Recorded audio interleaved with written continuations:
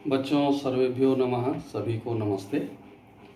आइए आज के वीडियो में हम कक्षा 10वीं के पंचमः पाठः पाँचवा पाठ यक्षः युधिष्ठिरः संवादः, यक्ष युधिष्ठिर का संवाद वार्तालाप, इस पाठ को हम सम्मिलित करेंगे।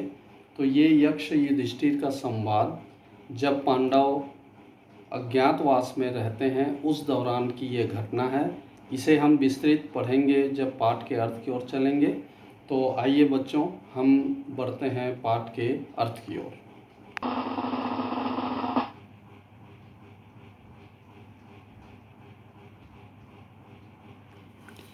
तो आइए बच्चों देखते हैं हम पंचमः पाठ यक्ष युधिष्ठिर संवाद।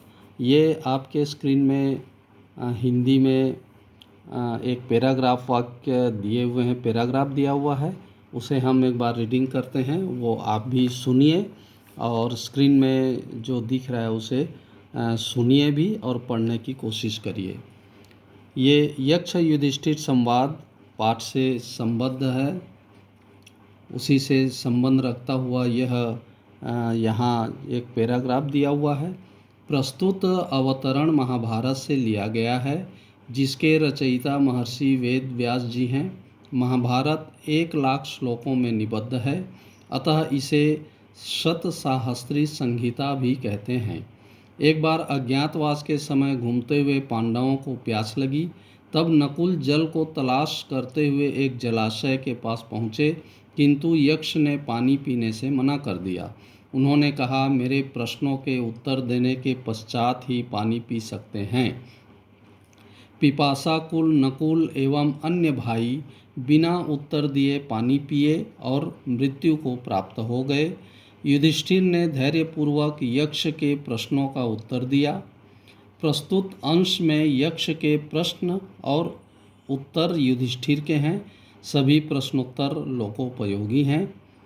तो हम बच्चों ये यहाँ पर पाठ के परिचय के रूप में यहाँ दिया हुआ है, तो इसे आप देख रहे हैं।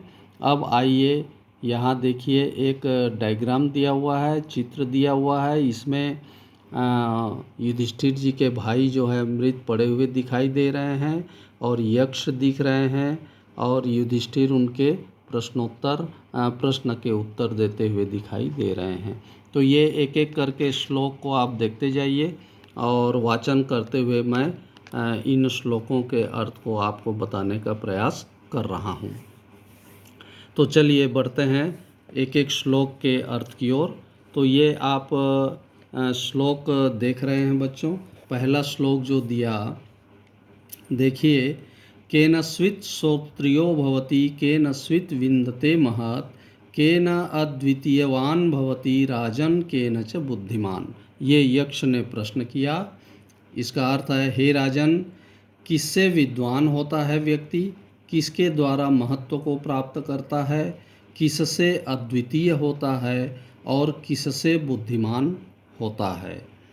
दूसरे श्लोक में देखिए, युधिष्ठिर जी ने उसका उत्तर दिया। ये आपके स्क्रीन में दूसरा श्लोक दिखाई दे रहा है। तो उन्होंने क्या उत्तर दिया देखिए, श्रुतेन श्रोत्रियो भवति, तपसा विन्दते महत्, धृत्या द्वितीयवान भवति राजन, बुद्धिमान वृद्ध सेवया।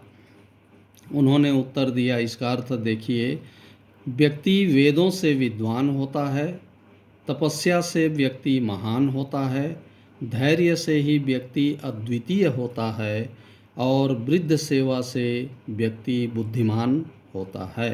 तो इस तरह उन्होंने यक्ष को उत्तर दिया।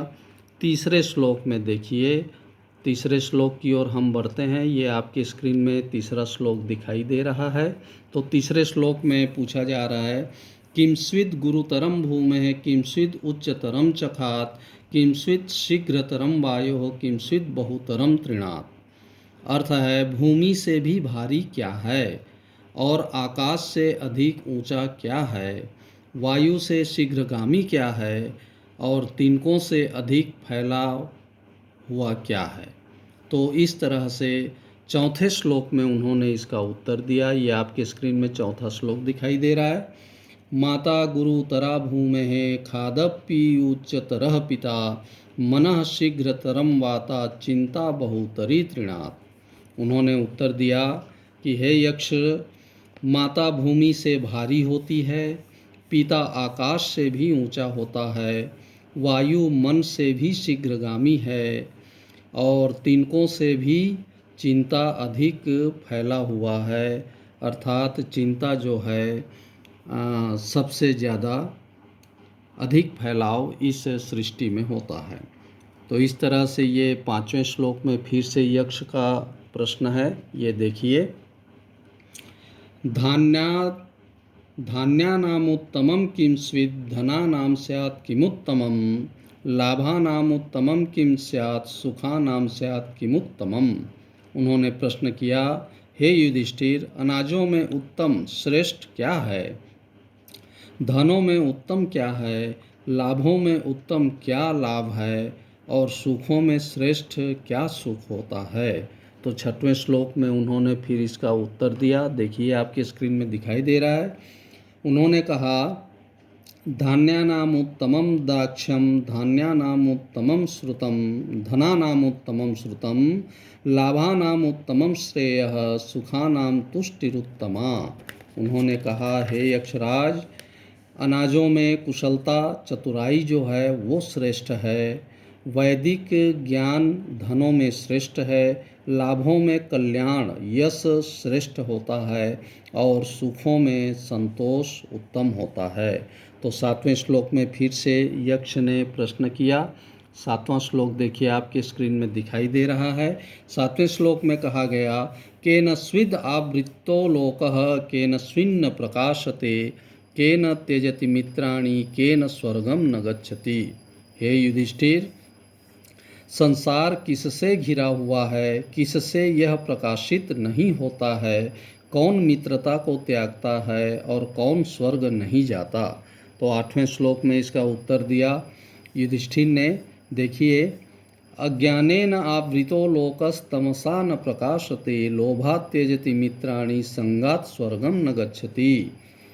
अर्थात संसार अज्ञान से घिरा हुआ है, अंधकार से यह प्रकाशित नहीं होता है, लोभ मित्रता को त्यागता है, मोह या आसक्ति से स्वर्ग नहीं जाया जा सकता है। 9वें श्लोक में फिर से अगला प्रश्न किया यक्ष ने। तो देखिए, आपके स्क्रीन में दिखाई दे रहा है, तपः किम लक्षणं प्रोक्तम, को दमश्च प्रकीर्तितः, क्षमा च का पराप्रोक्ता, का च ह्री परिकीर्तिता। उन्होंने कहा, हे युधिष्ठिर, तपस्या का लक्षण क्या कहा गया है और दमन किसे कहा जाता है, कहा गया है, दूसरों के द्वारा क्षमा किसे कहा गया है और लज्जा किसे कहा गया है। तो 10वें श्लोक अंतिम श्लोक ये है। देखिए, इसमें युधिष्ठिर जी उसका उत्तर देते हैं, तपः स्वधर्मवर्तित्वं, मनसो दमनं दमः, क्षमा द्वंद्व सहिष्णुत्वं, ह्रीर कार्य निवर्तनम। उन्होंने कहा, हे यक्ष, अपने धर्म में स्थिर व्यवहार ही तपस्या है, मन का दमन करना ही दम है, सुख दुख लाभ हानि आदि द्वंद्वों में समत्व का भाव ही क्षमा है और अकरणीय कार्यों को त्याग देना ही लज्जा है।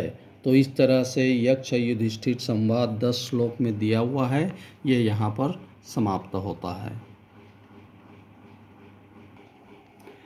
तो बच्चों, इस तरह हमने देखा 5वें पाठ, 5वां पाठ यक्ष युधिष्ठिर संवाद। ये यहाँ पर कुछ अंश ही लिया गया है। इस तरह यक्ष अनेक प्रश्न करते हैं और युधिष्ठिर उनका सही सही उत्तर देता है।